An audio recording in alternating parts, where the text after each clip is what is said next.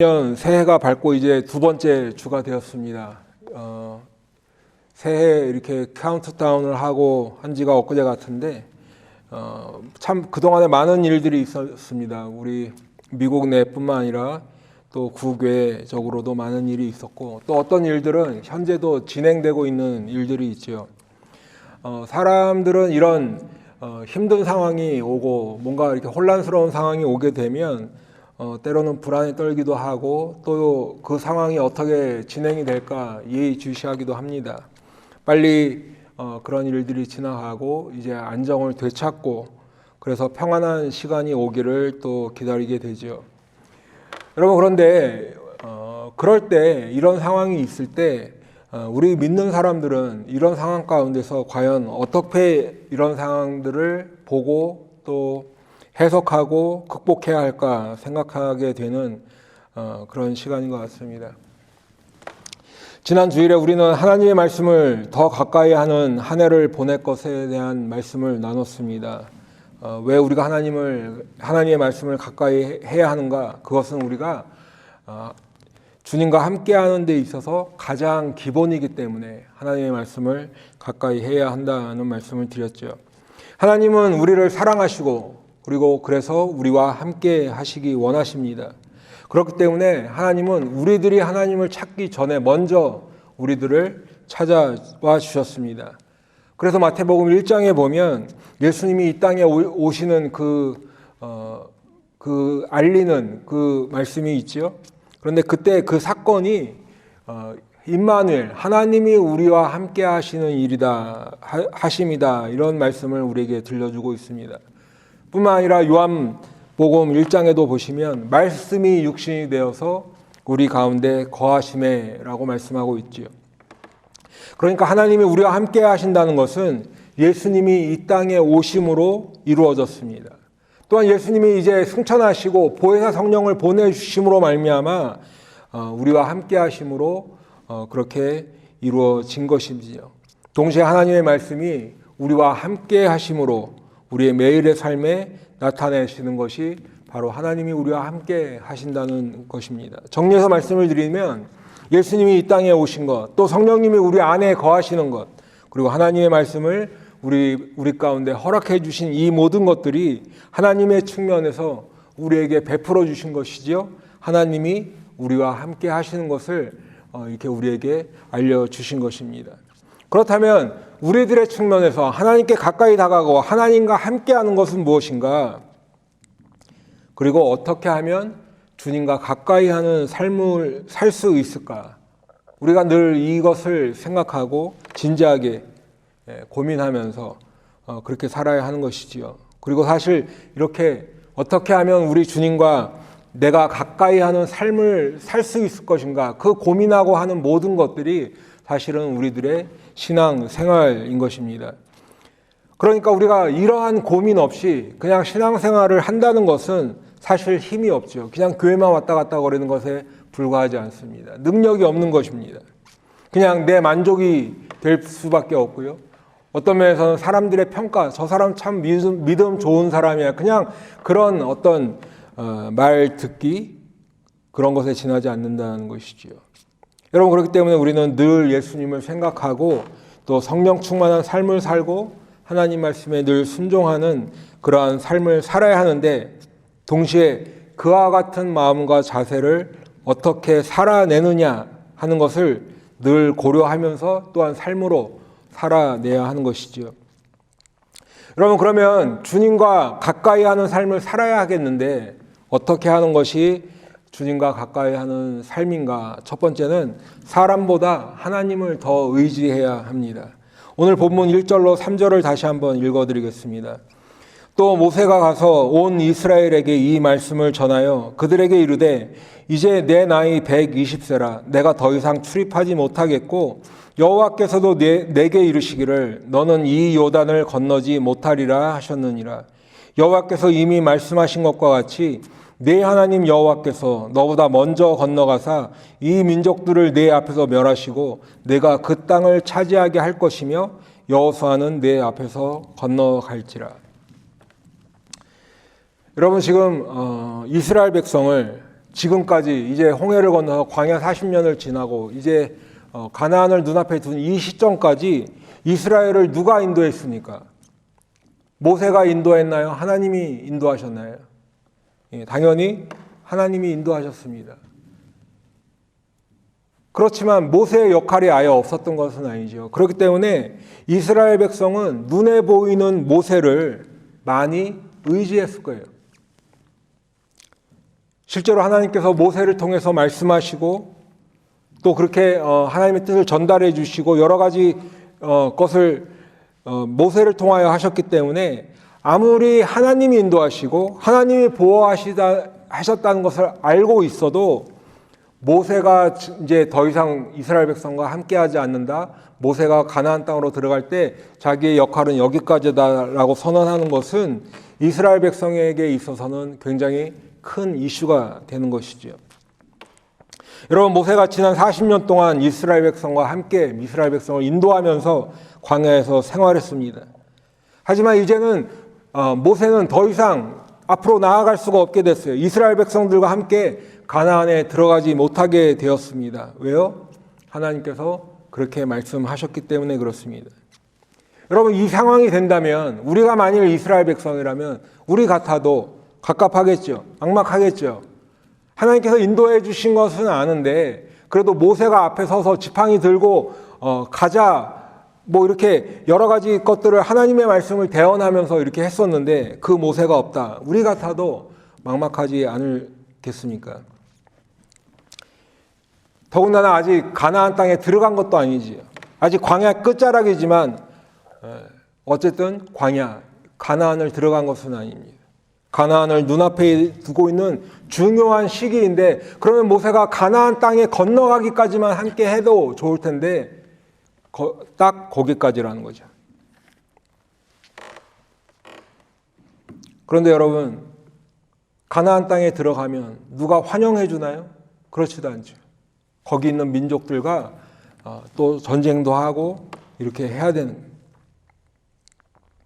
이스라엘 백성 입장에서는 굉장히 그런 난감한 그런 상황이라고 할 수 있죠. 여러분, 그러면 어떻게 해야 될까요? 이스라엘 백성은 그냥 마냥 낙심하고 근심하고 이렇게 있어야 될까요? 여러분, 오늘 본문에 보시니까요, 이스라엘을 이끄시는 분은 모세가 아니라 하나님이심을 다시 한번 분명히 말씀해 주고 있어요. 너무나 당연한 일이지만 성경은 분명히 모세가 이스라엘 백성을 인도하는 것이 아니라 하나님께서 인도하심을 분명히 말씀하고 있습니다. 여러분, 3절에 보니까요, 내 하나님 여호와께서 너보다 먼저 건너가사 이렇게 되어 있습니다. 하나님이 이스라엘 백성을 등 떠밀어서 보내시는 것이 아니라 하나님이 이스라엘 백성보다 먼저 건너가신대. 그리고 이 민족들을 내 앞에서 멸해 주신대요. 너희들이 나가서 싸워 하시는 것이 아니라 하나님께서 그 민족들을 멸해 주신다. 그리고 내가 그 땅을 차지하게 해 주신다라고 성경은 분명히 약속하고 있습니다. 하나님께서 이스라엘보다 먼저 요단을 건너가신대. 그 민족들을 멸해 주신대요. 그리고 내가 이 땅을 차지하게 해 주실 것이다 라는 것이죠. 모세가 아니라 하나님께서 그렇게 해 주신대요.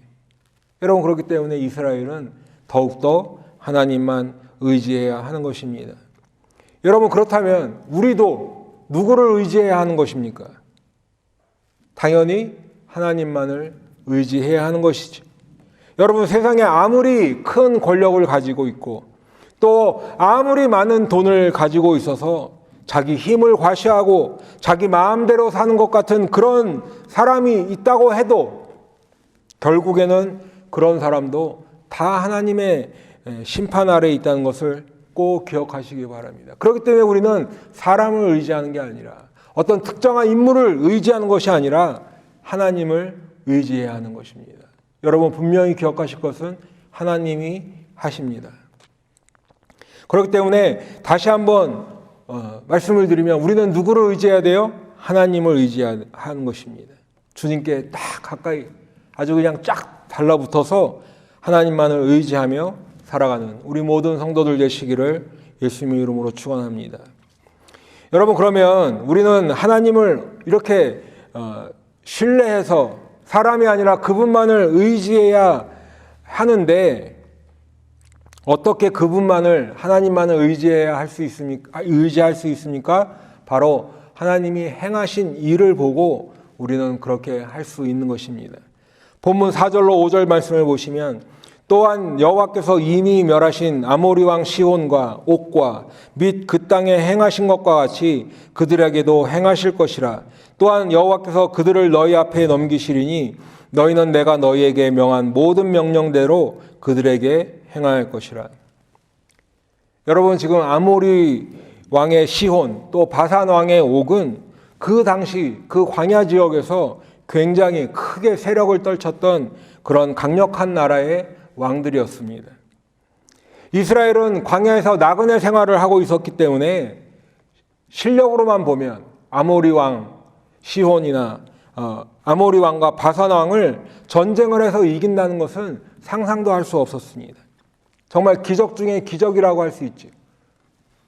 그런데 전쟁의 결과는 이스라엘이 이겼습니다. 여러분, 이스라엘이 준비를 잘해서 이겼나요? 그렇지 않죠. 무슨 훈련을 잘 받아서 이겼나요? 그렇지 않아요. 이스라엘은 나그네 생활을 하고 있었고 어떤 무슨 병거라든가 잘 훈련된 군인들이 있지도 않았습니다. 그런데 이스라엘이 이겼지요? 바로 하나님께서 이미 그렇게 해 주신 것입니다. 하나님께서 이스라엘에게 승리를 주신 것입니다. 여러분, 지금 모세도 가나안 입성을 앞둔 이스라엘에게 지금 자기는 들어갈 수 없고 하나님이 여호수아를 세우셔서 이스라엘을 그곳에 들어가게 하실 건데 당연히 모세도 아니고 여호수아도 아닌 하나님을 의지해야겠죠. 그런데 그 증거가 뭐라고 말하고 있어요? 하나님이 이미 아모리 왕 시혼과 바산 왕 옥도 이기게 해 주셨다는 것을 다시 상기시키고 있습니다. 그러니 이제부터 걱정하지 말라는 거죠. 가나안 땅에 사는 사람들에게도 하나님이 똑같이 해 주실 것이라고 그들에게 행하실 것, 이렇게 말씀하고 있는 것입니다. 여러분, 그렇게 생각해 보면 사실 우리는 너무나 많은 것을 잊고 살고 있어요. 무엇을 잊고 사느냐? 바로 하나님이 우리 인생에 찾아오셔서 함께 하시고 우리를 보호하시고 우리를 인도해 주신 그 은혜의 삶들을 많은 경험하고 했음에도 불구하고 우리는 너무나 많이 잊고 살고 있다라는 거예요. 그렇기 때문에 때로 내 앞에 어떤 일이 생기면 걱정하지요. 앞날을 두려워해서 근심도 합니다.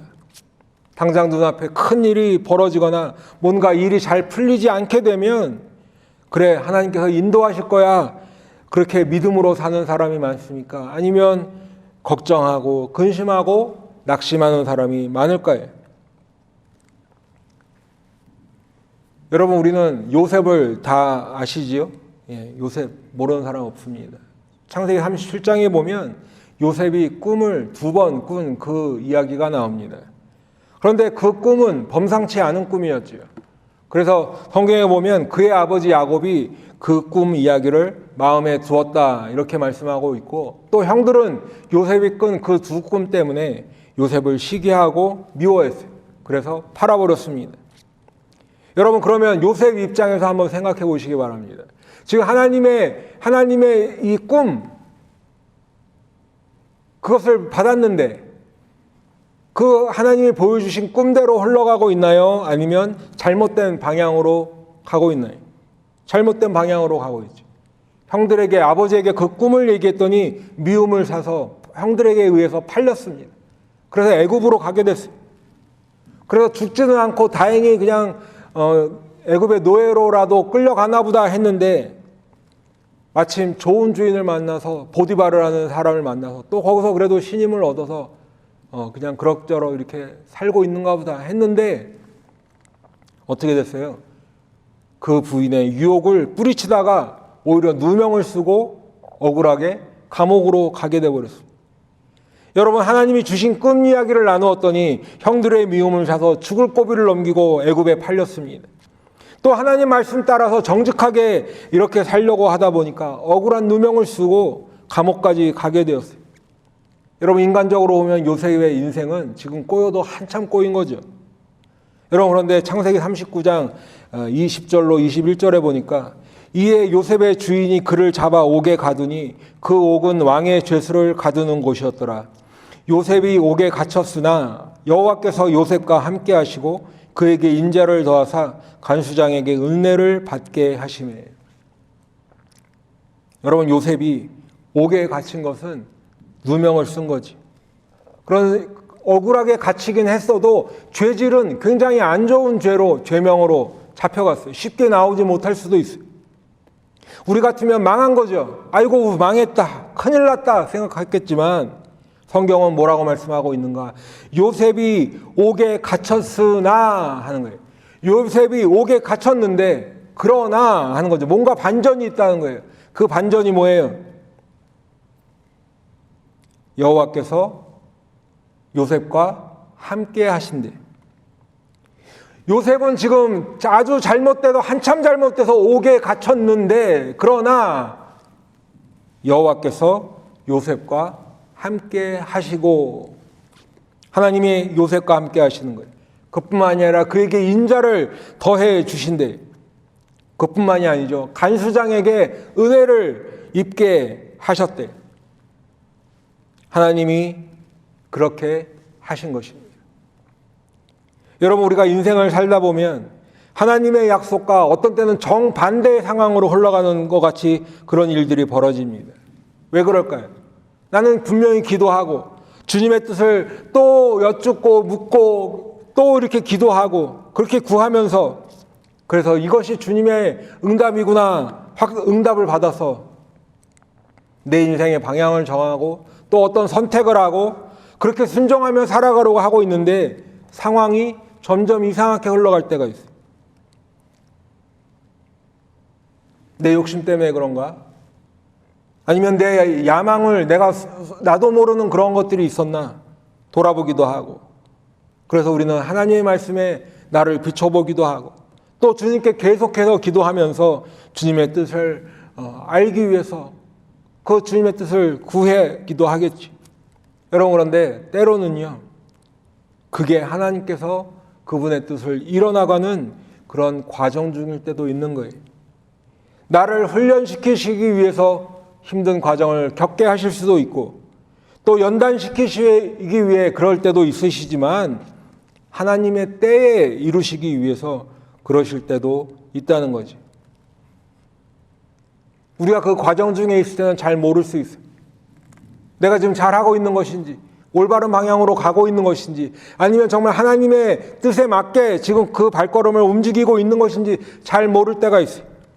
그러나 한 가지 분명한 것이 있는데 그것은 하나님은 하나님의 뜻을 분명히 이루시는 분이라는 거예요. 하나님의 약속을 분명히 이루어 주시는 그런 하나님이시라는 거예요. 그렇기 때문에 우리는 겸손하게 하나님의 말씀에 순종하고 하나님의 뜻을 늘 구하고, 그래서 주님과 늘 함께 있으면서 그분의 뜻을 구하며 살아가는 것입니다. 여러분, 하나님께서 과거에도 우리의 삶을 인도하시고 보호하셨다면 내일의 삶도 인도하실 것을 믿으며 살아가는 것, 그것이 우리가 해야 할 일인 줄로 믿습니다. 여러분, 그러면 이제 그러한 일 가운데 우리는 어떠한 자세로 살아가야 되겠습니까? 오늘 본문 6절에서 8절을 읽어드리면, 너희는 강하고 담대하라, 두려워하지 말라, 그들 앞에서 떨지 말라. 이는 내 하나님 여호와 그가 너와 함께 가시며 결코 너를 떠나지 아니하시며 버리지 아니하실 것임이라 하고, 모세가 여호수아를 불러 온 이스라엘의 목전에서 그에게 이르되, 너는 강하고 담대하라. 너는 이 백성을 거느리고 여호와께서 그들의 조상에게 주리라고 맹세하신 땅에 들어가서 그들에게 그 땅을 차지하게 하라. 그리하면 여호와 그가 네 앞에서 가시며 너와 함께하사 너를 떠나지 아니하시며 버리지 아니하시리니 너는 두려워하지 말라, 놀라지 말라. 여러분, 지금 이렇게 읽어드린 이 짧은 말씀 안에 계속해서 담대하라, 두려워하지 말라는 말씀이 반복적으로 있습니다.